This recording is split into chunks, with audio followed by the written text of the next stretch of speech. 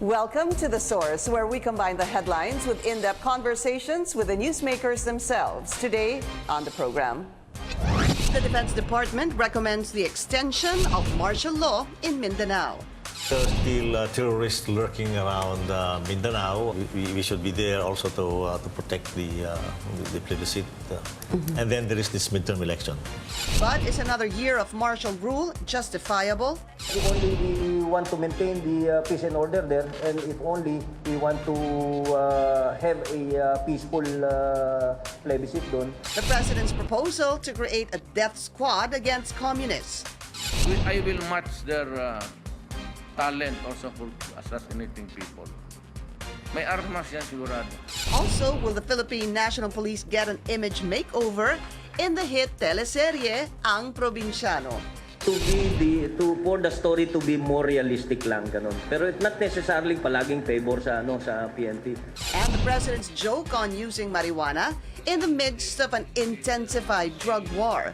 PNP Chief Director General Oscar Albayalde joins us live. And later, a mobile game finally makes it into the official sports in next year's Southeast Asian Games. That's for today's In Focus.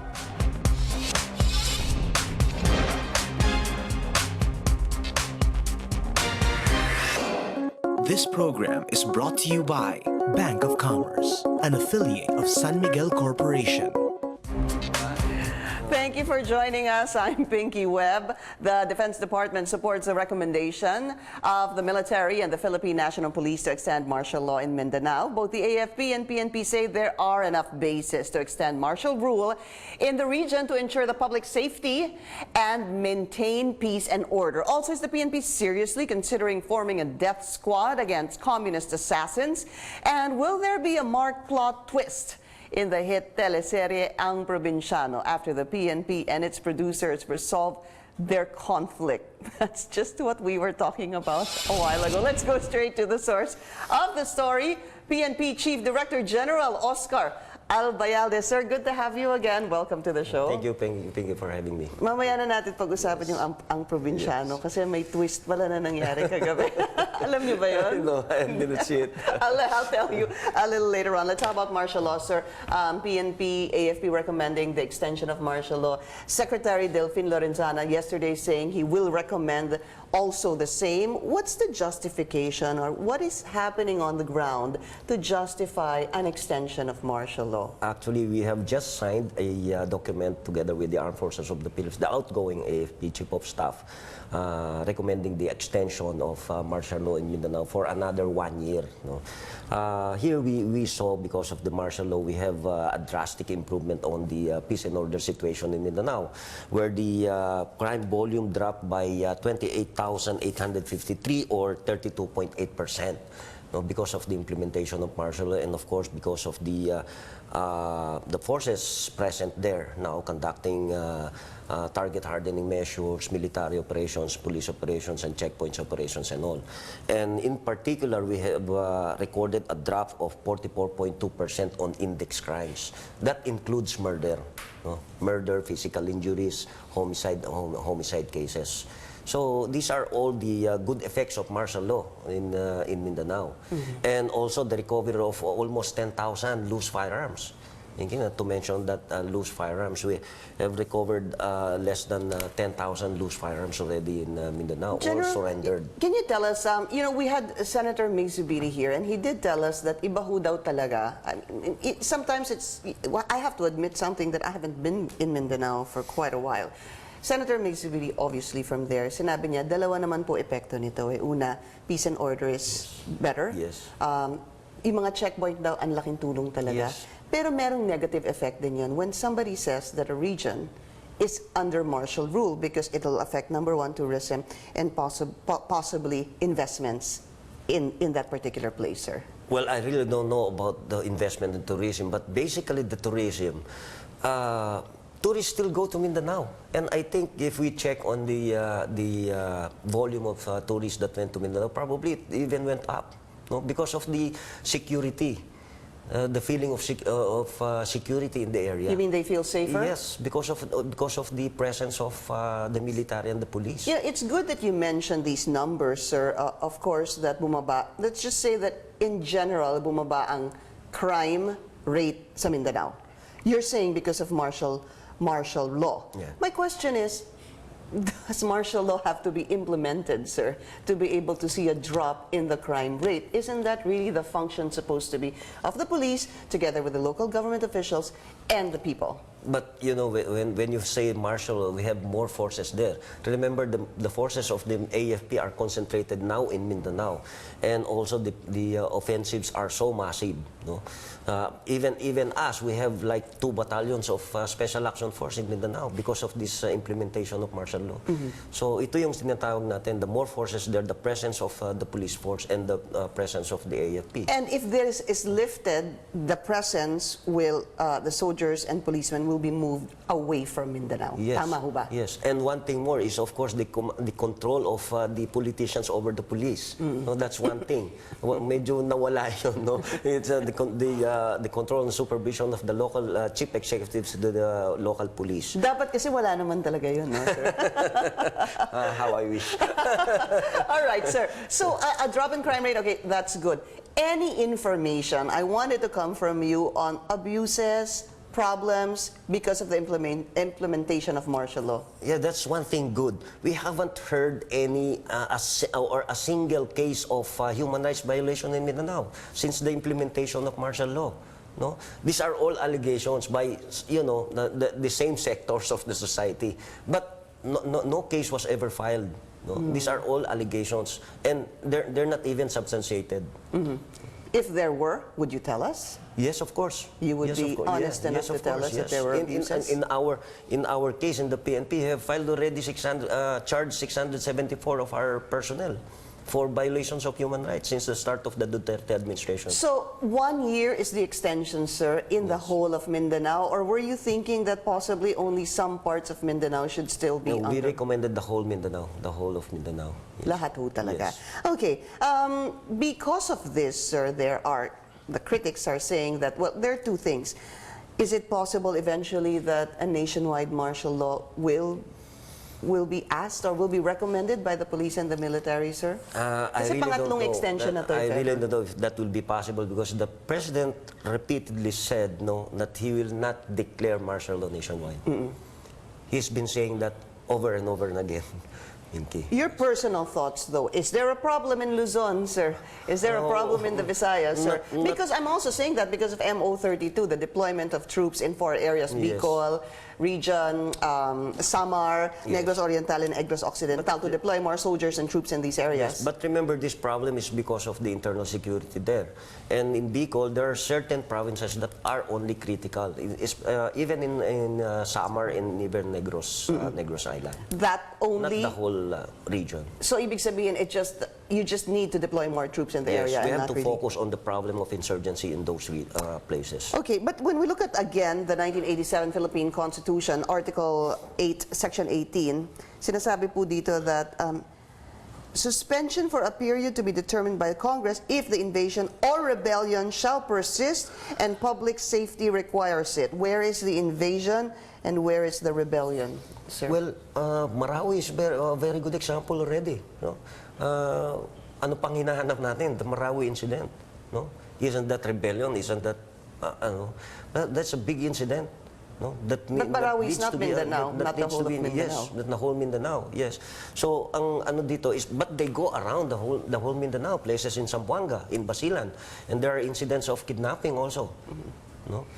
Secretary Delfin Lorenzana, sir, was our guest yesterday, and he actually admitted that there were reports na nakakapasok daw ang terrorists coming from Indonesia, Malaysia, and the Middle East who are bomb experts. Have you heard that report, sir? Well, we have reports of intelligence reports of those kinds, and remember, the Mindanao area is. We cannot check the shores of Mindanao. Napakarami niyan.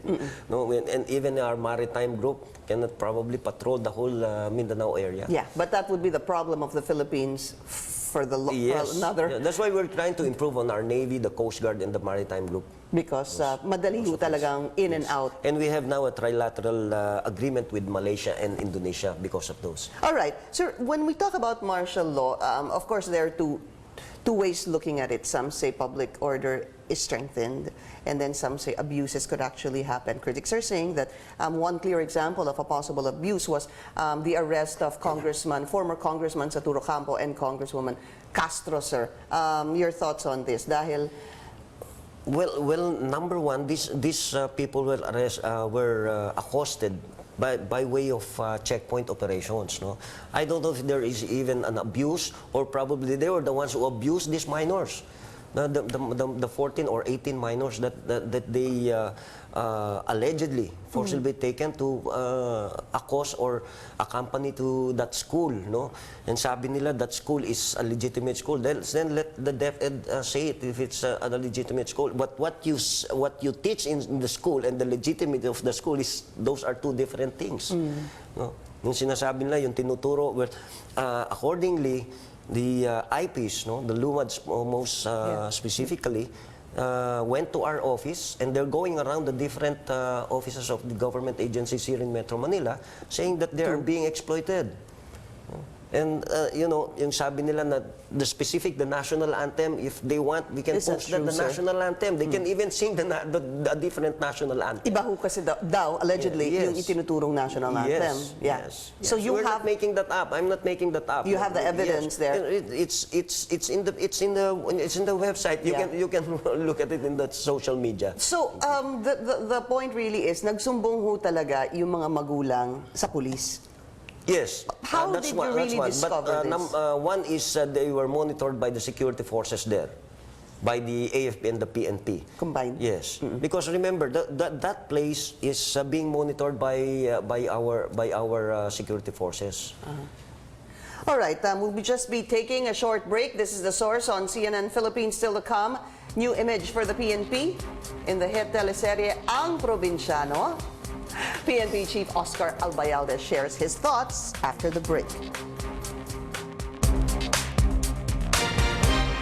You're watching The Source on CNN Philippines. Our guest today, PNP Chief Director General Oscar Albayalde. General Galvez had called Saturo Campo and Representative Castro as active members of the CPP. Because of this, they say, it actually puts their lives in danger because of what President Duterte wants to create, this death squad. My question is, sir, was it right for General Galvez to actually call these two individuals as active members of the CPP, and does this put their lives in danger? Well, number one, probably it's true that they're really active members of the CPP. So you say the same? They're active members of the CPP. They support the CPP and PAs. If putting their lives in danger, that's one. It's because we are going against the rebels, remember, no? And they're supporting the rebels, no? Although being a member of the CPP is not a crime. Yeah, let's clear that up. Let's clear that, no? Being a member of the CPP is not a crime. There's Yes. nothing wrong with Yes, being a member there's of the nothing with that. CPP. Yes, but when you now support the rebellion, you bear arms again or go against the government, then that's another thing. It's a little bit of a thin line, General, because there's nothing wrong, obviously, with being a Yes. member of the CPP, but the NPA Yes. is the armed wing, The armed wing of the CPP, yes. who is fighting Yes. with government. Yes.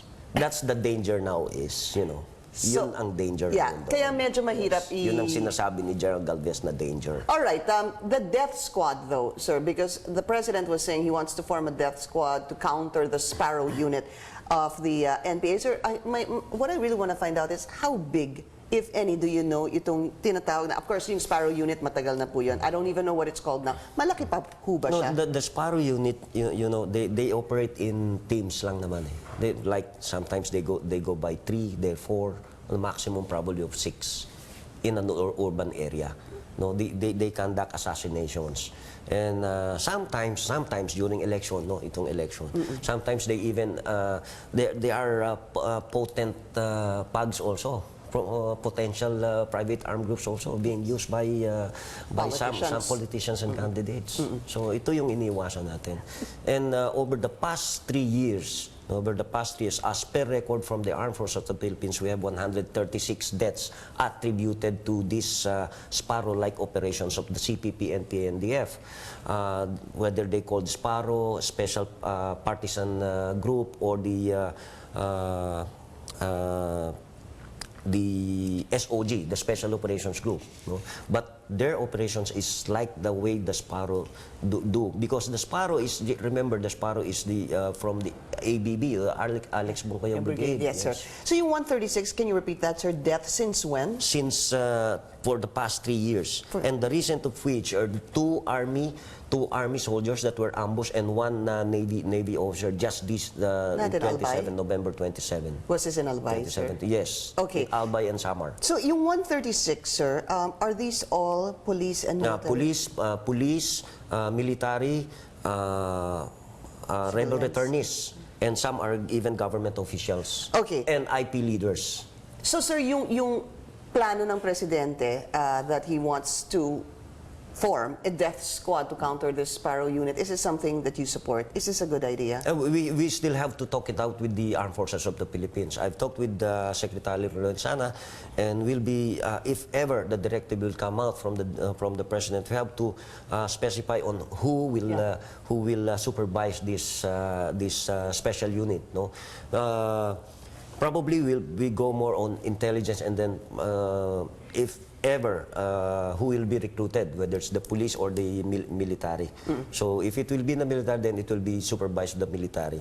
When it comes to insurgency naman, it's because of the EO-32, no? Meron na kaming reaction dyan. We deployed. Yun ang sinasabi natin is we focus on the internal security operations. Ay, talking about So we put in, MO-32. yes. Right, MO-32. Yeah. So we put in special forces also, Added teams, special units to address a specific No, but problem. I guess the question is, do you need another team? Do you need another group to counter the Sparrow, what is called supposed to be the Sparrow unit of the NPA, sir? Probably a Kailangan mo more ba? focused team.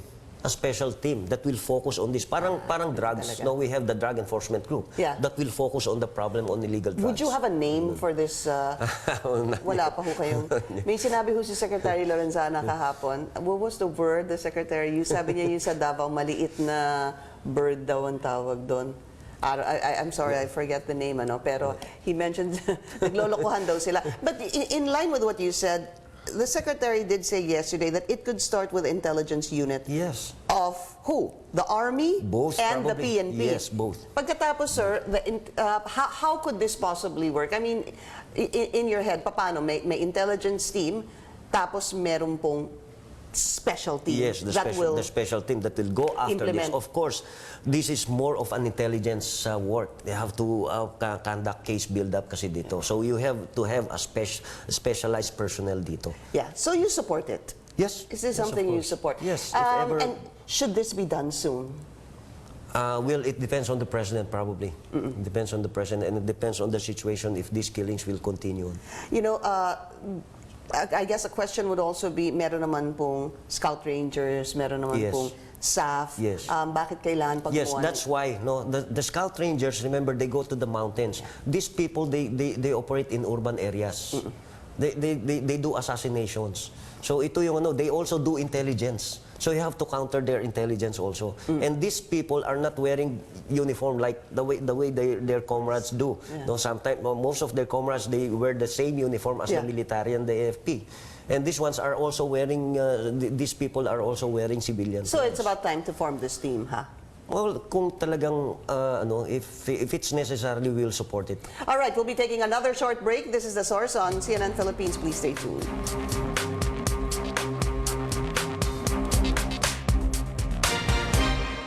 You're watching The Source on CNN Philippines. Our guest today, PNP Chief Director General Oscar Albayalde. Sir, the case of Kian, 3 policemen already, hatulan na po sila ng guilty regarding this. The President said he would not pardon. Do you agree that dapat humakulong ng habang buhay ito na talagang no pardon? Well, if that's the decision of the court, we will respect it. No? Itong lumalabas na the justice system is working in our country at parehas ang tingin niyang justice sa atin, whether you're a policeman, whether a civilian, or poor or rich. No? And this serves as a reminder sa amin to probably always be careful on in the conduct of police operations. So you know, you're saying they really are guilty, sir? The No, three? not You're really, because they still have chance to file their motion for or their appeal in Yeah, court. they no? appeal this. But I guess my question is, do you think these three are guilty or not, sir, dun sa case ni Kian? Well, according to the court, I can't say, no, kasi according to them, no, kung siyempre ano mo yan di ba? Police mo yan, no? You cannot condemn your own. You can't especially condemn this- your own? But if they're guilty, sir, you can't condemn your own? Not probably condemn na ano, no. That's why ang sabi nga namin, we gave assistance to them, legal assistance, not on anything, not any other thing, no. Yeah. Kaya yun lang ang may tutulong namin sa kanila. When they're found guilty, in fact, hindi lang naman sila nag guilty rito. There were several policemen also found guilty. And there were some policemen also serving term. And yung mga police pa, yung from Pasay, remember? No? Yeah. They were given warrants of arrest also. Hindi lang naman sila. But I guess what I want to find out, sir, is that the court said they're guilty. So if they're guilty, does that mean that... They have to serve their sentence. Does of it course. mean that there is EJK? Actually, this shows na wala ngang EJK. It's because these people were charged in court, openly in court. No? If you say EJK, may patay dyan, you don't know who's doing these killings. No? And this supposed to be, this turned out to be a boy, a minor. No? Well, probably there was an irregularity in the conduct of operation. No? That's the least you can say about it. There's irregularity. There's Because, irregularity sir, balikan natin in yung the story. operation. Yes. If hindi ho lumabas yung CCTV na yon, there could have been a change in this story. Well, the CCTV kasi is a documentary evidence. Napakabigat na ebidensya kasi ng CCTV. It's a documentary evidence. Yeah, I mean, kasi yan. the police were saying nanlaban, di Yes. ba? Plain and simple. And then you see something like this na hindi naman pwede manlaban yung ganyan dahil akbay-akbay, hinihila. What I'm saying is, sir, if there was no CCTV in that basketball court, this could have been easily been a case of nanlaban. Correct, Pwedeng sir? sabihin nila yun. It will be their word against the word of the witnesses. No, but the CCTV is really very important. That showed the irregularity of the operation during So, that time. paano yun? Kailangan ho talaga, I guess, we need a CCTV, and number two, we need witnesses. Well, actually, I really agree with you. The CCTV should be all over. No, siguro agree it's with you only too, here sir. in the Philippines that we don't have CCTV. It's really your word against mine, sir. Hindi ho ba? Diba? And who among us is really telling the will tell truth? you the truth. Yeah. Right. Mostly the not truth. even probably the body cameras that the The police are using right now? Oh, and the PDEA. All right, sir. So, yeah, they said already that it's... Do you think that they should appeal this decision? Yes, they're allowed to appeal, but they course. have to serve their sentence also. All right, sir. Ang Probinsyano, well and good. Tapos na ho. Kagabi ho pala, ang pinaka-latest ay namatay na si Chief PNP. That's not me. So I have the chance to be probably an extra for a better Chief PNP. Hindi nga, so patay na si Chief PNP kagabi. Napanood niyo ba, sir? No, I was not able to. Ako nagsabi sa iyo. Si Grace Thank nagsabi you. sa akin. Yeah, I sir. want to thank, of course, Coco Martin for, for... So, sir, yung MOU nyo, nagkaintindihan ho kayo na... what is really the conclusion of this meeting with ABS-CBN? Well, number one is we'll be supporting the whole teleserye, no? But of course with supervision. No, whatever they want for assistance, we will provide them, even if they have to use some of our offices. So yun yung isang, but with supervision. Paano ho, kunwari, kung si Chief PNP sobrang samang tao dun sa Probinsyano. Baka naman hindi mo nasuportahan yan, sabihan mo sila na, ha? Well, probably, kaya nga nawala na yung Chief PNP, ba? So they have to change the Chief PNP to a better one. But we still have you. And without the hair. Sir, maraming salamat po sa inyo. Thank you, And Vicky. Thank you. Thank you advance so Merry much. Christmas na rin Thank you po, in sir. advance. Merry Christmas also. Thank you Happy for New Year. joining us here on The Source. I'm Pinky Webb. You're watching CNN Philippines.